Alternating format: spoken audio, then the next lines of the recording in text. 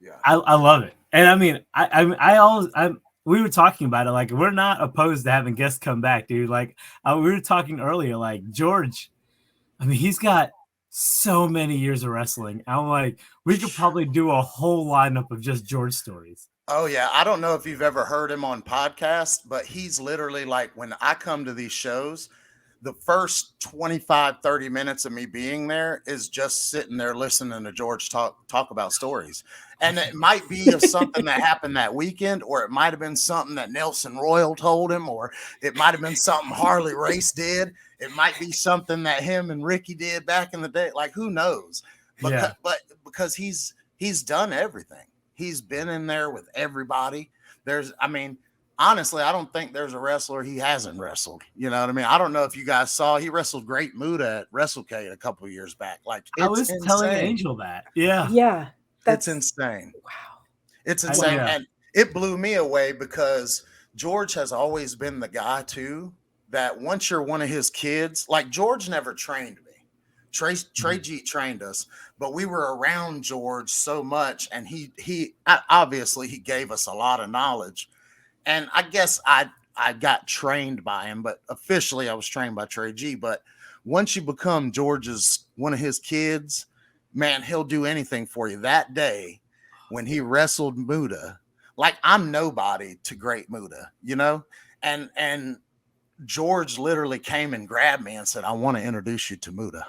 And like, my mind's blown because I'm about to go meet this legendary wrestler that I've watched in so many matches. And like, he was just the coolest guy. He's just sitting there. And George is like, I want you to meet one of my kids.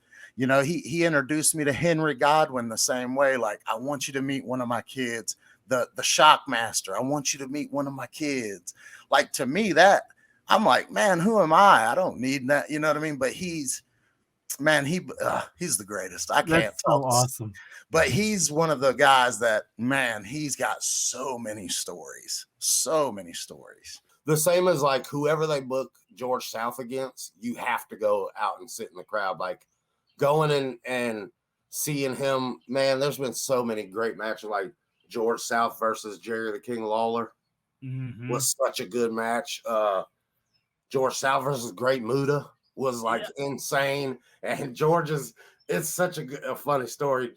Muta had him in like a heel hook or something on the ground, just working him. And George is sitting there hitting the mat the whole time. And that's just him reacting to the pain. You know, he's not tapping out, but he's sitting there the whole time tapping. He's like, get him off me. Like, now it's a running joke. Like, I was tapping middle of the match, trying to get brother off of me. Oh, man. George, dude, so great. But yeah, those you can't miss those kind of matches, man. I agree. Once in a lifetime matches. When George fought Kobe, at the last, to see when George stepped onto the ropes and he hit the top turnbuckle, I was like, where are you going, dude? I'm like, he'll only do that for Kobe. Oh, wow. Nobody else, unless there's a crazy fan that runs out in Zane Dawson versus Caleb Conley, then he's diving on everybody, you know. No, I don't know if you guys saw, but was it last year wrestling? Yes, it was. We had Nick Gage versus George South on the Sunday show. That was the Sunday, yeah. Was that last year or 2 years ago? I think that might have been. Well, I didn't do Sunday. Sunday was when Mike won the championship. It was last year, man. Okay. And George South is the last person that you expect to do a GCW death match, let alone against Nick fucking Gage. Right. And man, they went out there and tore the house down. Then Nick Gage got on the microphone and said, "You just he one of the greatest moments of this whole match. George South wrapped barbed wire around his own body and then proceeded to put Nick Gage in a fucking abdominal stretch while he's sitting there with barbed wire around his waist." So, like, that's just funny in itself. But then Nick Gage gets on the mic and tells him, like, you just wrap barbed wire around yourself. You're one of the toughest guys I've ever been in the ring with, and like put him over to the moon. But it was so, man, there was so much. George still has, if you look at George's boots whenever he comes out and wrestles. That blood is from that match. Yeah. Oh Yeah, a year later, you know? Yeah. Oh my god. I always just assumed it was from all his matches over time. Like, Right.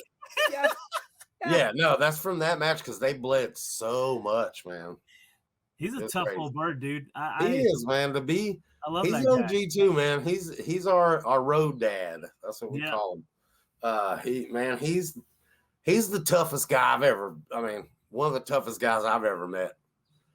Just because he don't care. And he's always, I remember when Colby and him did a death match, I think the year before at WrestleCade, and we thought it was a rib. We thought it was a joke because it started like that. Oh, I'm gonna go mess with George and ask him if he wants to do a death match with me, right?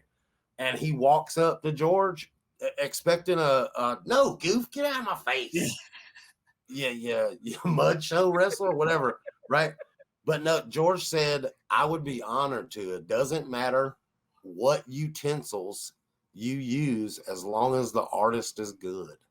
Oh, and I was like, oh my God. He's so poetic. How poetic can you get when it's a death match, you know? Yeah. What a beast.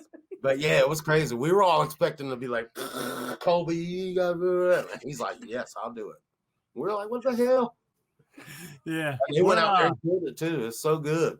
So good. I'm gonna talk to George about doing like an anthology on just having George on multiple times because good Lord, the dude's got stories for days. He's got so many, man. He's got I'll just and I hate to be the guy that's like, oh, George, give me one of these, give me this guy's story or whatever. But I don't care. Like he's one of my best friends in wrestling, and two, like I'm a fan of his too, you know, and I want to hear about this shit too, you know. I ain't gonna wait to hear you talking on a podcast. Tell me.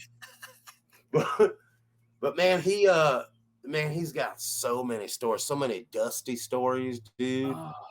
He's got so many dusty stories. He's got a real life museum in his house that really? he's from all the stuff that he's collected over the years from different, you know, WCW shows or whatever. He's even got a pair of my boots. He's got a pair of my brother's boots, and he's put them next to Dusty Rhodes' boots in his house, like in his museum.